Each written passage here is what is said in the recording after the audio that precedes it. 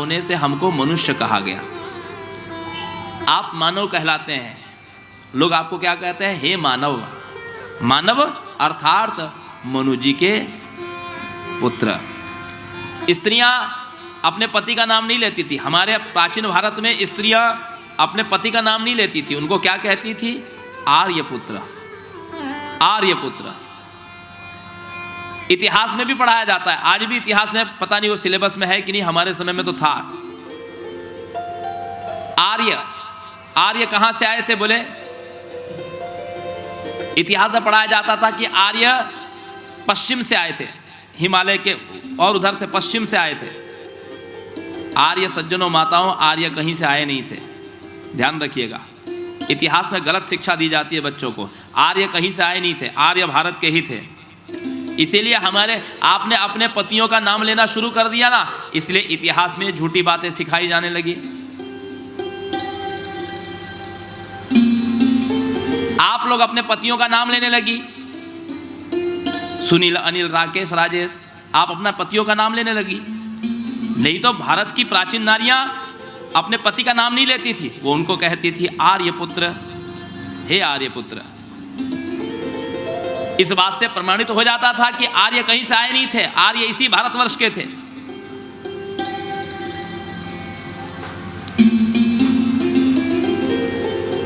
आर्य का अर्थ क्या होता है? आर्य का अर्थ होता है श्रेष्ठ, जो मनुष्य जातियों में श्रेष्ठ है।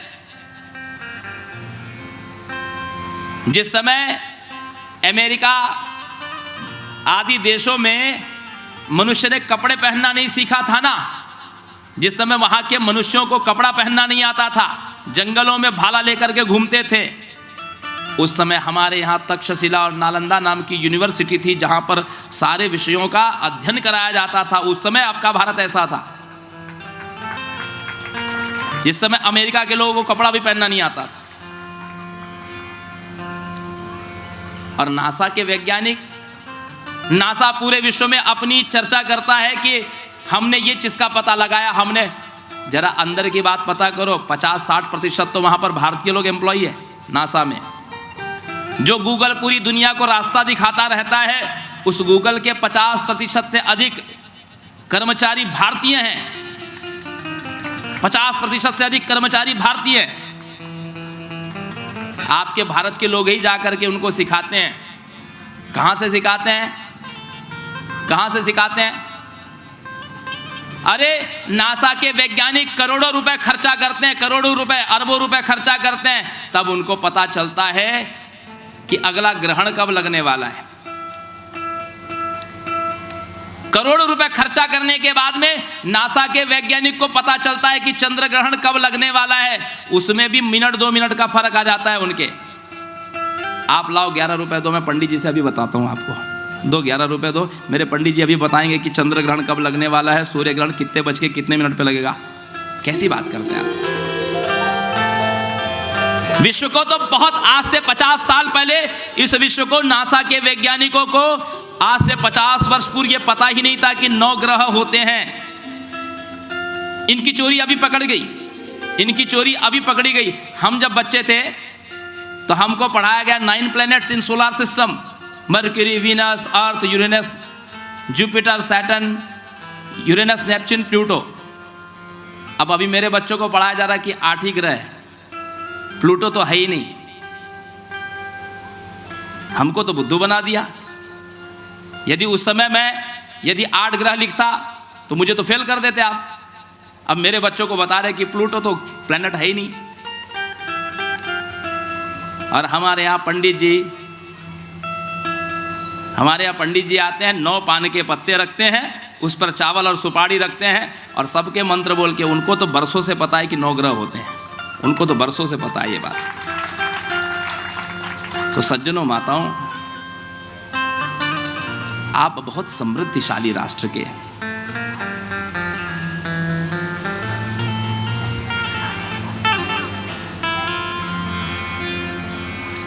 सांख्य शास्त्र, भगवान कपिल। इसके बाद तीसरी जो कन्या है उनका नाम है प्रसूति।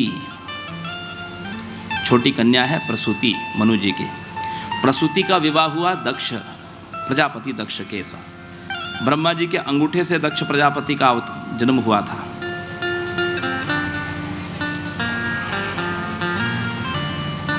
तो इन प्रसूति से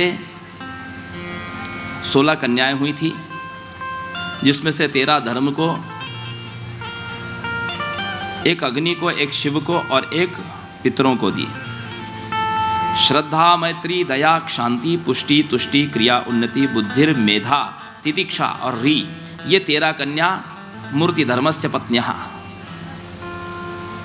ये धर्म को ये कन्याएं दी। और स्वाहा नाम की कन्या अग्नि को दी, स्वधा पितरों को दी, और सती नाम की पुत्री जो सबसे छोटी थी वो शिव को दी।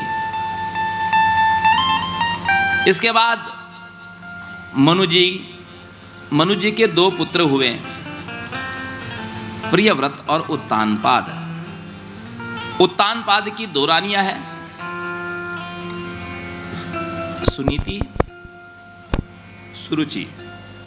सुनीति के पुत्र का नाम ध्रुव है और सुरुचि के पुत्र का नाम है उत्तम। मनु जी के जो ज्येष्ठ पुत्र है उनका नाम है प्रियव्रत।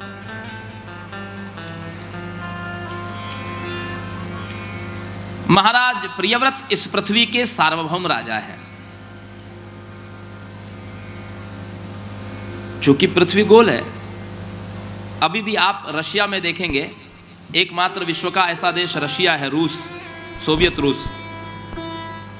रूस अकेला ऐसा देश है कि जिसके आधे भाग में रात्रि रहती है, आधे भाग में दिन रहता है। इतना बड़ा देश है रूस। ऐसा क्यों होता है? क्योंकि पृथ्वी गोल है, गोलाकार है पृथ्वी। पृथ्वी गोलाकार होने से भगवान भुवन भास्कर जब अपने रथ को लेकर के चलते हैं तो आधे में प्रकाश होता है और आधा अंधकार हो जाता है।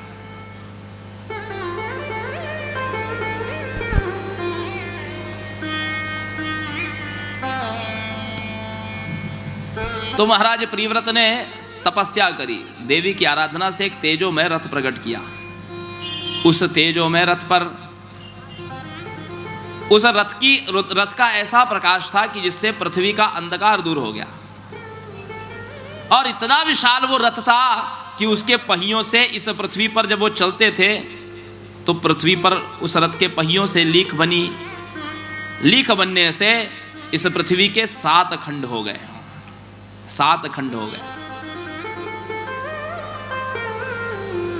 जम्बू, प्लक्ष, कृश, क्रौंच, शाल्मली, पुष्कर और शक, ये 7 द्वीप बन गए पृथ्वी पर। इनको हम कॉन्टिनेंट कहते हैं, महाद्वीप कहते हैं। दक्षिण अमेरिका, उत्तरी अमेरिका, ऑस्ट्रेलिया, ऑस्ट्रेलिया को शाल्मली द्वीप कहते हैं। अफ्रीका क्रौंच द्वीप कहते हैं। एशिया जम्बू द्वीप। उत्तरी अमेरिका प्लक्ष द्वीप।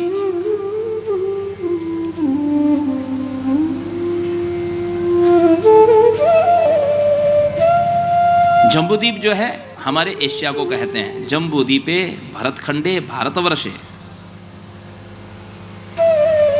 भरतखंड में भारतवर्ष। जम्बूद्वीप में भरतखंड, भरतखंड कहां से कहां तक है? पहले यह भरतखंड ईरान तक होता था। ईरान से लेकर के मलेशिया तक, नीचे इंडोनेशिया, कंबोडिया तक, और ऊपर में उत्तर में आधा चीन तक भारतवर्ष होता था भरतखंड। खंडित होते होते ईरान गया, इराक गया, अफगानिस्तान, फिर पाकिस्तान, इधर बर्मा गया जिसको ब्रह्मदेश कहते थे, मलेशिया ब्रह्मदेश, बांग्लादेश, नेपाल,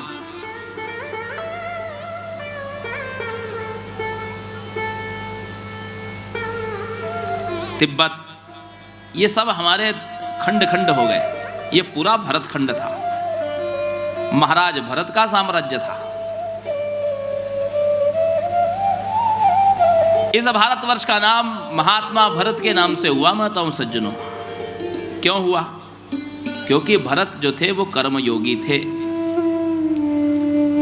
श्रीमद् भागवत में वर्णन आता है कि महाराज भरत ने गंगोत्री से लेकर के गंगा सागर तक 55 यज्ञ किए, अश्वमेध यज्ञ। यमुनोत्री से लेकर के प्रयाग तक, यमुना के तट पर यमुनोत्री से लेकर प्रयाग तक 78 यज्ञ किए। कुल 133 यज्ञ किए महाराज भरत ने, कर्मयोगी। आप हिसाब नहीं लगा सकते कि उन्होंने कितना दान किया होगा, कितना खर्च किया होगा। केवल एक ही चीज बता देता हूं आपको, यज्ञ में मशनार क्रिया होती है, जिसमें उस मशनार क्रिया में 14 लाख हाथी दान किए थे महाराज भरत ने। ऐसे कर्मयोगी, ऐसे यूं ही कोई आपके भारत को सोने की चिड़िया नहीं कहता था। सोने की चिड़िया हमने नहीं कहा, ये तो विदेशियों ने नाम दिया सोने की चिड़िया। अरे बहुत पहले की बात नहीं कह रहे हैं सज्जनों माताओं, अभी 200 साल पहले जब मैकॉले आया तो उसने जब भारत का अन्वेषण किया, उसको जांच करने के लिए भेजा गया था। और वो चिट्ठी आज भी वो चिट्ठी एलिजाबेथ के संग्रहालय में लंदन में रखी हुई है। आज भी वो चिट्ठी, इंग्लैंड में मैकॉले की चिट्ठी जो अपने पिता को उसने लिखी थी, उसमें उसने लिखा है कि वर्तमान जो भारत, उस समय का जो भारत था, उस समय 100% साक्षरता थी इस देश में। अर्थात बेटे बेटियां सब पढ़ते थे हमारे भारत में। और ऐसा कोई घर नहीं दिखा मैकॉले को। कहता है मैं छोटे से छोटे गांव में गया तो मुझे हर घर में सोने के सिक्के मिले, सोने के सिक्के दिखाई दिए। इतना समृद्ध ये देश था। आज भी जिसका 200-300 साल पुराना मकान हो, खुदाई करते हैं तो नीचे से हंडी निकलती है चांदी सोने के सिक्कों की। ऐसा ये समृद्ध देश था हमारा।